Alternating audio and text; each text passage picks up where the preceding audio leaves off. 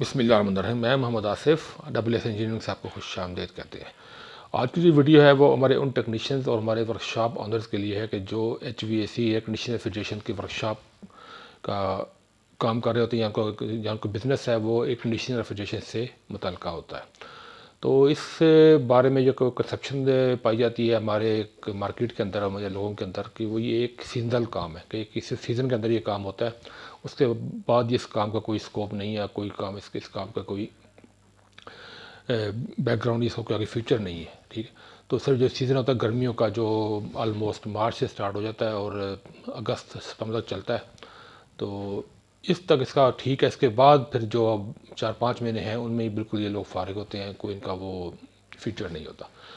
तो इस बारे में हम बात करेंगे कि ये वाकई ये बात ठीक है या नहीं ठीक। ठीक है, अगर ये ठीक है तो इसका हल क्या है, इससे क्या क्या क्या हम ऐसा क्या करें, या हमारे पास कैसी ऐसी स्किल हो कि जिस वजह से हमारा काम पूरा साल ही चलता रहे। ठीक है, तो इस पर आज हम बात करेंगे। तो पहली बात ये कि ये काम सीजनल अब नहीं रहा। ठीक है, एक वक्त था जो सीजनल था कि जब हमारे पास एयर कंडीशनिंग सिर्फ इस्तेमाल होते थे गर्मियों में ही। ठीक है, सर्दियों में इनका इस्तेमाल नहीं होता था। अभी भी काफ़ी हद तक आप 70% कह लें कि AC अभी भी सर्दियों में इस्तेमाल नहीं होते। सिर्फ जो इन्वर्टर AC आ चुके हैं तो वो जो हीट एंड कूल दोनों फंक्शन में काम करते हैं, तो वो अभी भी इस्तेमाल होते हैं। तो वो उनका भी अभी का थोड़ा बहुत काम को चल रहा होता है। तो एयर कंडीशनिंग का जो काम है वो सीजनल में इस हवाले से नहीं कहूँगा कि इसका काम अभी तकरीबन पूरा साल ही चल रहा है। किस तरह चल रहा है वो हम आगे जाके बात करेंगे हम। ठीक है, तो इसमें जो सबसे जो अहम चीज़ है वो ये है कि आपको समझने की बात यह है कि एयर कंडीशनिंग में का जो मकसद होता है वो शुरू से, जब से एयर कंडीशनिंग का सिस्टम ईजाद हुआ है, ठीक है, तो उसमें जो मकसद था वो आपको एक कंफर्टेबल इन्वायरमेंट प्रोवाइड करना होता है। मैं पहले लेक्चर मैंने आपको जो शुरू में लेक्चर दिया है उसमें आप देख सकते हैं कि जिसके एयर कंडीशनिंग का जो मकसद है वो आपको कंफर्टेबल इन्वायरमेंट देना है, रिगार्डलेस ऑफ एनी सीज़न। कि कोई भी मौसम, बाहर कोई भी मौसम, चाहे सर्दी चाहे गर्मी है, उसको आपको एक बंद कमरे के अंदर आपको एक कंफर्टेबल माहौल प्रोवाइड करना होता है। वो होता है एयर कंडीशनिंग का पर्पस। तो उस हवाले से चाहे बाहर सर्दी चाहे बाहर गर्मी है, आपको उस हवाले से आपको 26 का टेम्परेचर वो आपको अंदर प्रोवाइड करना होता है एयर कंडीशनर में। तो ये उसका मकसद होता है। अगर आपका टेम्परेचर बहुत डाउन हो चुका है कमरे का, सर्दियों में जैसा आजकल कमरे अंदर भी 10-12 टेम्परेचर सर्दियों में चल रहा होता है, तो उसको 26 पे ले जाने के लिए हीटिंग मोड में हम इसे चलाते हैं। और हीटिंग मोड आपको बता दूं कि आज का नहीं है, ये तकरीबन जब से एयर कंडीशनर बना तब से हीटिंग मोड एयर कंडीशनिंग में आ रहा है। वो अलग बात है कि हमारे पाकिस्तान में, इंडिया के अंदर इसका डिमांड नहीं थी, कि यहाँ पर नेचुरल गैस सस्ती है, तो वो लोग सर्दियों में गैस हीटर का इस्तेमाल करते थे। तो इस वजह से जो हीट एंड कूल AC का इस्तेमाल पाकिस्तान में या इंडिया में बहुत कम था। लेकिन अभी जो जो जैसे गैस की कीमतें बढ़ रही हैं और बिजली का एक सिस्टम है इस तरह का है, तो उस वजह से अभी इस चीज़ की डिमांड बढ़ रही है। तो वो आने वाले वक्तों में आप देखेंगे कि आस्ते आस्ते आपके जो जब भी नॉन इन्वर्टर AC है, इन्वर्टर AC से रिप्लेस हो जाएंगे और वो AC आपका तकरीबन पूरा साल ही चले इस्तेमाल में रहेगा। तो उसमें आपका जो काम है, जो कारोबार आपका चलता रहेगा। नेक्स्ट आता है रेफ्रिजरेटर। रेफ्रिजरेटर भी पूरा साल इस्तेमाल होने वाली चीज़ है, वो कभी भी बंद नहीं होती। ठीक है, आज का एक वक्त हमारे दौर में था कि रेफ्रिजरेटर सिर्फ गर्मी में लोग इस्तेमाल करते ठंडे पानी के लिए और बर्फ़ के लिए। ठीक है, लेकिन सर्दियों में लोग रेफ्रिजरेटर को बंद कर देते थे। लेकिन आज आप देखते हैं कि पूरा साल रेफ्रिजरेटर इस्तेमाल होती है और उसके अंदर उसके जो फॉल्ट हैं, उसके जो प्रॉब्लम आते रहते हैं, तो वो आपका काम उसका चलता रहता है। अगर आप अपनी स्पेशलिटी रेफ्रिजरेटर में रखते हैं तो वो आपका बिज़नेस काफ़ी ग्रो करेगा। तो इसी तरह डिफ्रीज़र है, रेफ्रिजरेटर डिफ्रीज़र, ये आपका पूरा साल ही चलने वाली चीज़ है। नंबर 3 पे आते हैं माइक्रोवेव ओवन। अगर आप इसकी स्पेशलिटी हासिल करते हैं, इसको अगर आप अपने, इसको कितना मुश्किल नहीं है, यूट्यूब पे वीडियो बहुत मौजूद है। मैं भी आगे भी इसके साथ वीडियो में अपडेट में करता रहूँगा।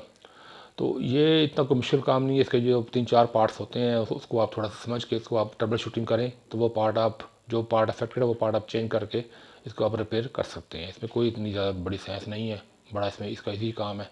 और ये माइक्रोवेव ओवन जितने ऑलमोस्ट हर मिडिल क्लास घर में मौजूद है और इसके फॉल्ट इसके पूरा साल इस्तेमाल होता है और ये इसके काम इसका आता रहता है।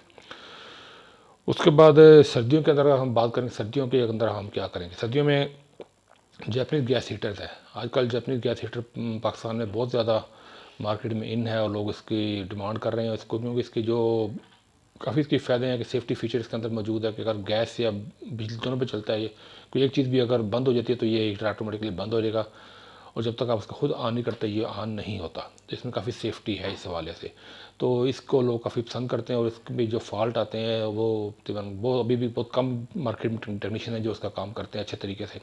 अगर आप इसको काम अच्छे से समझ लेते हैं, कोई मुश्किल काम नहीं है, ठीक है, तो ये आपको बहुत ज़्यादा बिजनेस देगा। उसके बाद आपकी वॉशिंग मशीन आती है, और इसमें दोनों हैं, जो पुरानी वॉशिंग मशीन है और जो ऑटोमेटिक, दोनों इसमें शामिल हैं। तो ये वॉशिंग मशीन भी पूरा साल चलने वाली चीज़ है। इसको में आप एक्सपर्टीज अगर आप हासिल करते हैं और इसको अगर आप चलाते हैं अपने वर्कशॉप के अंदर, अपनी मार्केट के अंदर, मार्केटिंग के अंदर, तो ये आपके लिए काफ़ी हेल्पफुल हो सकता है। उसके वाटर डिस्पेंसर्स हैं। ये आप देखते हैं कि अभी मैं ऑलमोस्ट ये नहीं कह सकता कि काफ़ी, लेकिन बड़े शहर के अंदर 30 से 40% घरों के अंदर ये भी अभी भी मौजूद है। हमारी जो जहाँ हमारे बिज़नेस है यहाँ पर 40% घरों के अंदर ये वाटर डिस्पेंसर मौजूद है, और ये भी पूरा साल चलने वाली चीज़ है, क्योंकि इसमें आजकल जो आ रहे हैं इसमें हॉट एंड कोल्ड दोनों वाटर की सहूलत मौजूद होती है। और इसमें जो आप कह सकते हैं कि इसका जो फंक्शन है, इसका जो ऑपरेशन है पूरा साल ही होता है रेफ्रिजरेटर की तरह, तो इसका भी काम आता रहता है। इसमें भी आप अपना बिजनेस ग्रो कर सकते हैं। तो उसके बाद है जो आप अदर जो घर में अंदर जो बिजली के काम होते हैं, मैं इसको ये नहीं कहूँगा आपको वायरिंग करना शुरू कर दें, आप 3 फेस में चल जाएँ, मीटर में चल जाए, वो काम आपका नहीं ना, आप कर सकते हैं। HVAC टेक्नीशियन का जो होम या होम अप्लायंसेस रिपेयर जो मैकेनिक होता है, उसको सिर्फ उस हद तक जहाँ तक उसकी स्पेशलिटी है, इससे आगे उसको नहीं जाना चाहिए। अगर उसके आगे वो जाता है तो उसके फिर उसके मसले आ सकते हैं। तो उसके अंदर एक कंडीशनिंग, उसके अंदर जो अदर वायरिंग है, वायरिंग मतलब बल्ब को चेंज, कोई होल्डर चेंज करना पड़ जाता है, बटन चेंज करना पड़ता है, पावर सॉकेट्स होती है 3 पिन, अक्सर लोग ख़राब हो जाती हैं, उसकी डिमांड आती रहती है हमें, तो वो चेंज करनी होती है। तो ये भी आपको एक आपका रनिंग बिजनेस, आपका हर टाइम आपके पास कोई ना कोई इसका काम आपको आता रहता है। तो इस पर आप थोड़ा सा आप अपना हाथ सीधा करें, स्किल सीखें, तो ये कितना मुश्किल काम नहीं है, आप इजीली आप कर सकते हैं, ठीक है। क्योंकि जो बंदा इसी का काम करता है, रेफ्रिजरेटर का काम करता है, तो उसको बिजली का काम, बेसिक काम उसको सिखाते हैं शुरू में, ठीक है।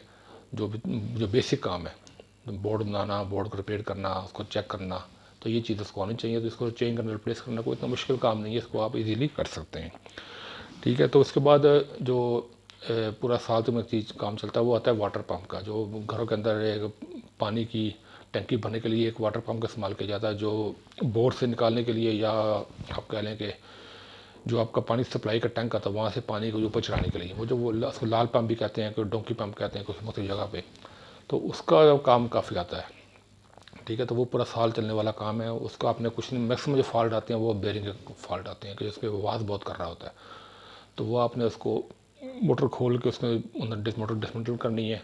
उसको आप तरीका का यूट्यूब पे सीख सकते हैं, किसी से आप जाकर प्रैक्टिकली भी कुछ थोड़ा टाइम लगा के वो काम सीख सकते हैं, तो मुश्किल काम नहीं है वो, ठीक है। जिस तरह आप एक कंडीशनिंग खोलते हैं रेफ्रिजरेटर का काम, उसी तरह मतलब जो काम है, कोई इतना इसमें वो कोई नई साइंस नहीं है, ठीक है।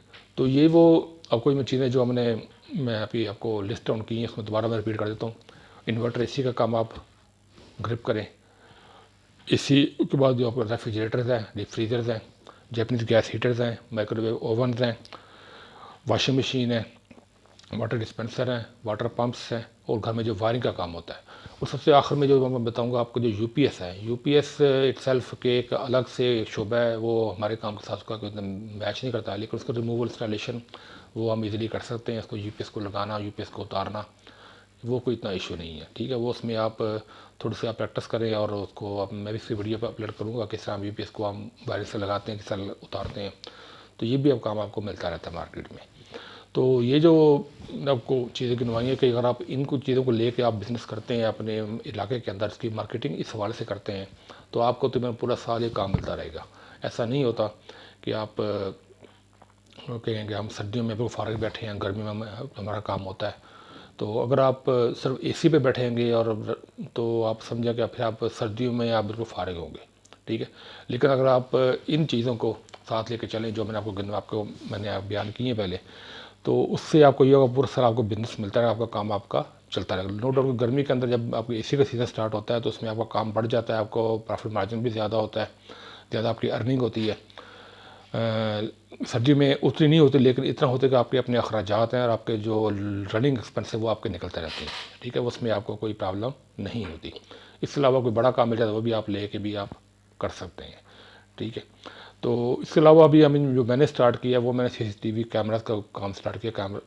Close circuit television camera, security surveillance के कैमरास होते हैं, तो वो भी मैंने स्टार्ट किया, वो मैं प्रोजेक्ट्स ले रहा हूँ। लेकिन वो थोड़ा सा इस काम से हट के उसके मैं अलग से वीडियो, अलग से मैं प्ले लिस्ट बनाऊँगा यूट्यूब चैनल, वो उसका अलग से आप देखिएगा।